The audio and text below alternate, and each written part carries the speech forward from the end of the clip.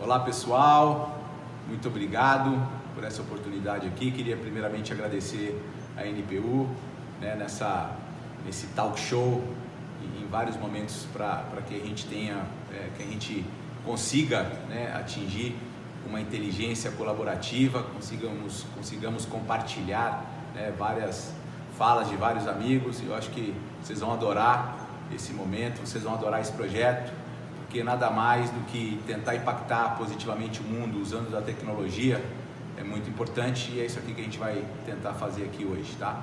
A ideia, nós vamos falar um pouquinho sobre alta performance, times de alta performance, alto desempenho, e basicamente é muito importante que primeiramente a gente pense em propósito, Não dá para falar em times de alta performance se a gente não tem propósito. E quando eu falo de propósito, primeiramente vem à cabeça, e eu acho que é importante a gente ter aí as 3 dimensões da performance, focado em pessoas, que é um primeiro ponto, uma primeira dimensão, o produto, ou seja, a sua empresa. A terceira dimensão, de fato, é o planeta. E aí a pergunta que vai para você, o que você tem feito pelo planeta? Qual o papel social que você está fazendo? Qual o papel ambiental que você está fazendo? Que tipo de processo sustentável ou que tipo de produto sustentável você está fazendo? Que tipo de sustentabilidade você está entregando para a sociedade? Hoje, a questão de sustentabilidade é muito mais chamada pelo ESG, o E de environmental, ambiental, o S de social e o G de governance. É bastante importante, muito relevante hoje, mas é um grande pilar e que passa, quando a gente fala de alta performance e alto desempenho, nós temos que ter esse propósito muito claro, e esse é o propósito do planeta, essa é a dimensão do planeta, ok? Bom, gente, do ponto de vista que nós temos o propósito muito claro na dimensão pessoas, na dimensão produto, a empresa, e na dimensão planeta, aí a gente começa a falar sobre alta performance. Por quê? Porque as empresas e o planeta são formados pelas pessoas. E como a gente sempre fala, as pessoas é que fazem a diferença nas organizações, no planeta e no mundo. E aí a pergunta que vem é: como é que a gente pode influenciar os nossos bons comportamentos? Como é que os bons comportamentos podem influenciar e impactar positivamente as relações do mundo? Com inteligência colaborativa, e com todos os outros processos.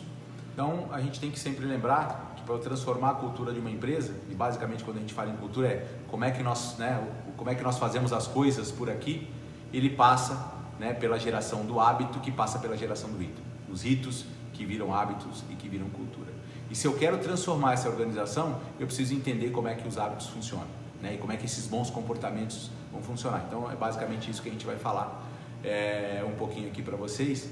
E aí basicamente tem um tripartite para entender como é que os hábitos são gerados.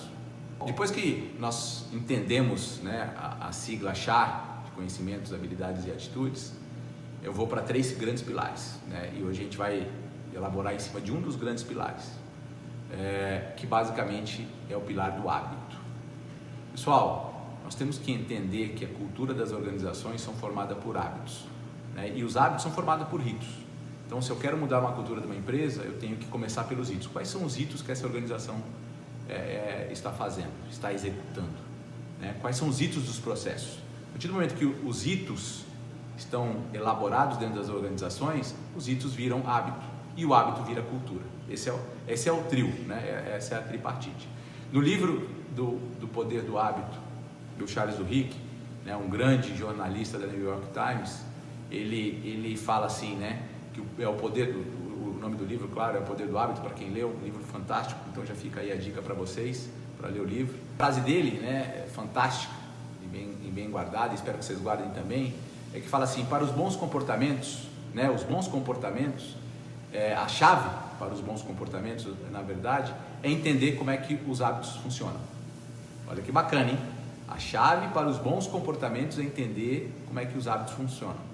E nesse contexto a gente vai explorar um pouco. Vocês sabem como é que os hábitos funcionam? Vocês sabem por que a gente cria hábitos? Por que a gente entra na escala do automático, que começa, né, é um trabalho que começa lá no nosso cérebro, o nosso pequeno cérebro, que tem lá 1,3 quilos, né? É muito bacana essa questão do cérebro. O cérebro tem 1,3 quilos do nosso corpo e ele consome mais de 40% da nossa energia.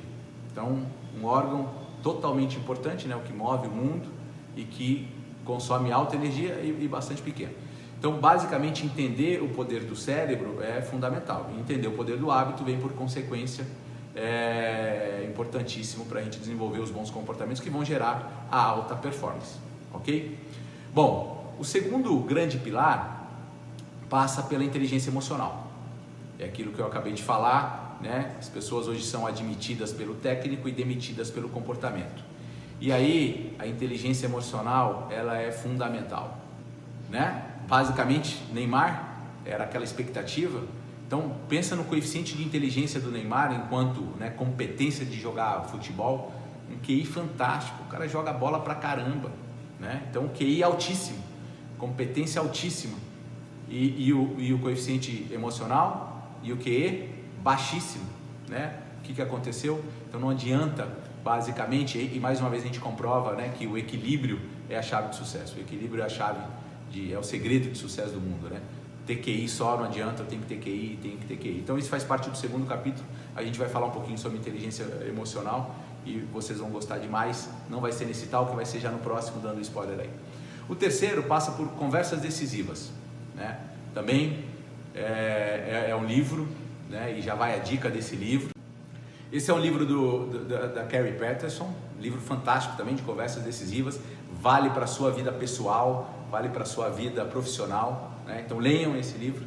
Eu vou tentar explorar um pouco desse tema de conversas decisivas, que impactam muito os ambientes das famílias, os ambientes das empresas, né?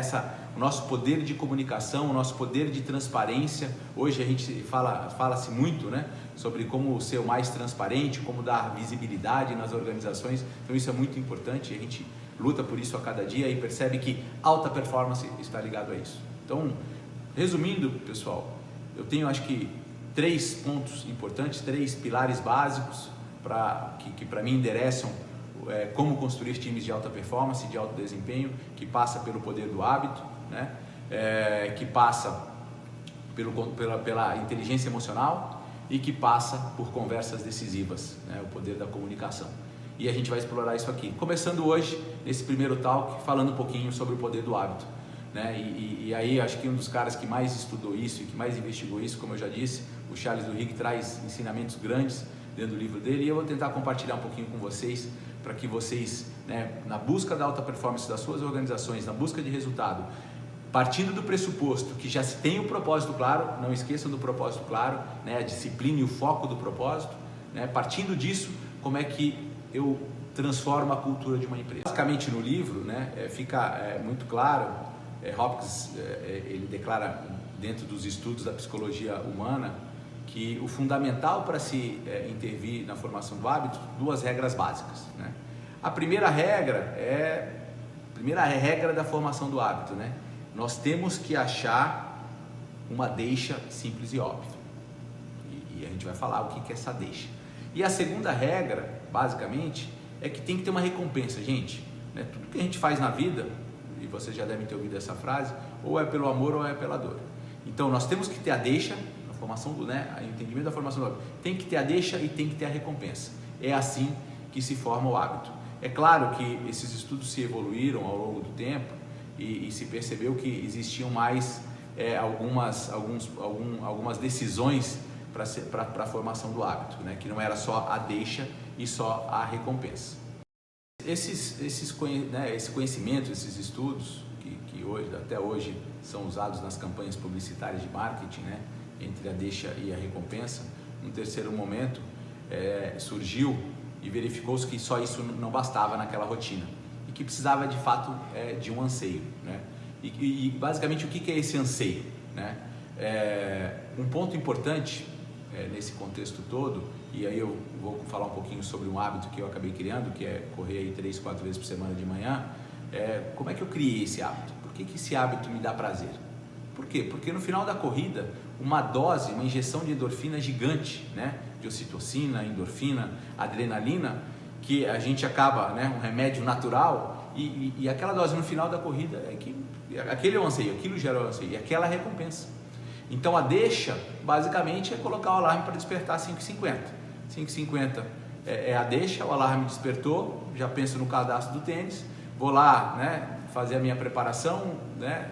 Colocar a roupa, aquela coisa toda e basicamente vou fazer o início, toda a preparação para fazer a corrida. Então a deixa do despertador já me puxa a recompensa que eu vou ter após a corrida e o anseio pelaquela dose de ocitocina, de endorfina, de adrenalina, né? E de todas as inas que são os melhores remédios naturais para o cérebro. Então basicamente, gente, é assim que forma o hábito. E aí é importante que a gente saiba que precisa ter uma deixa e uma recompensa para a gente criar bons hábitos. E é isso aí então, pessoal. O importante é saber como é que o hábito é criado. Não esqueçam da deixa e da recompensa. Então, se você quer colocar uma meta na sua organização, uma meta na sua organização pessoa, eu quero perder 10 quilos, quero perder 5 quilos, pensa que para você mudar aquele hábito, você vai precisar pensar na recompensa, qual que é a recompensa, né, de se sentir talvez mais bonito na frente do espelho, e qual é a deixa, né, qual é o momento da deixa para que você crie uma determinada rotina e essa rotina faça você atingir aquela recompensa. Então é bastante importante. E por que eu falo disso? Porque quando nós falamos de bons comportamentos, eu preciso entender esse loop. Esse é o primordial. Se todo mundo entendesse o loop da geração e do poder do hábito, né, e se todo mundo entender isso, com certeza nós teremos pessoas praticando mais bons comportamentos. Pessoas que vão poder fazer a mudança, pessoas que vão fazer a transformação. E quem faz a transformação nas organizações começa lá com aquela primeira dimensão que é pessoas. Então, quando nós falamos em alta performance, né, entender essa primeira dimensão do poder do hábito, que pode transformar as pessoas, e como é que ela pode trazer bons comportamentos para transformar as organizações na segunda dimensão, né, no produto, é fundamental, né? E espero que vocês tenham gostado, basicamente, e aprendido.